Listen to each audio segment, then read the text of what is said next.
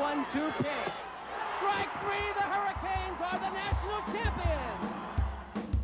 The Miami Hurricanes won the 1985 National Championship on the arm of Rick Raether, but he was hardly the same pitcher when he came to Miami 2 years earlier. He came out of Minnesota, big, tall, rangy kind of guy, just the kind of guy you're looking for to be your pitcher. And but he had a little trouble when he was up here, and he wasn't as effective. And Red Berry was with us at the time, was the pitching coach at the time. First, I dropped him to an underhander, and he went through the entire fall practice with great success.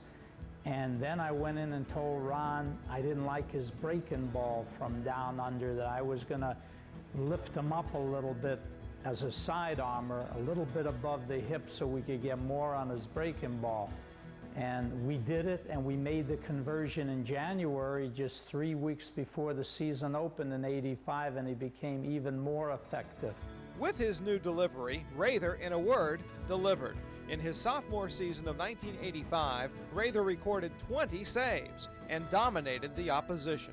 Many people don't realize what it takes to be a relief pitcher, and certainly a closing relief pitcher in circumstances where it becomes very difficult because everything's on the line every night, and you have to be a very tough approach to beat people on a consistent basis, and certainly Rick had that. He was the most dominant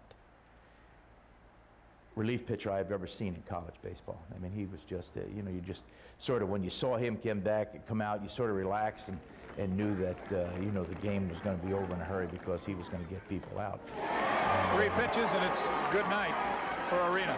Behind Raether, the Hurricanes won the 1985 Atlantic Regional Tournament and advanced to the College World Series in Omaha, where he turned in his greatest performances. He got him. Strike three, the Hurricanes win. We go to game 15 tomorrow night.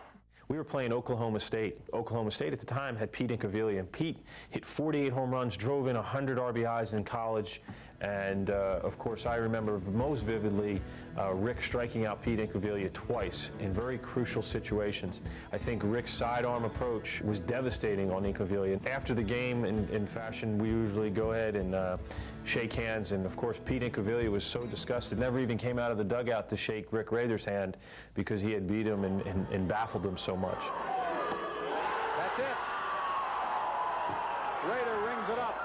After Miami's 1985 championship season, Raether was just as dominating in '86, saving 17 games to lead the Hurricanes back to another College World Series appearance. Rick was certainly as good or even better in '86. He carried the ball club. I mean, say he was in 41 ball games, and we used him a lot. It really did. Raether went on to play professionally in the Texas and Montreal organizations, but it's the national championship he delivered to the Hurricanes in 1985 that will be remembered most. I wouldn't be wearing this championship ring today if it wasn't for Rick Raether. He was the key player on our '85 National Championship Ball Club. Tonight, entering the University of Miami Sports Hall of Fame, Rick Raether.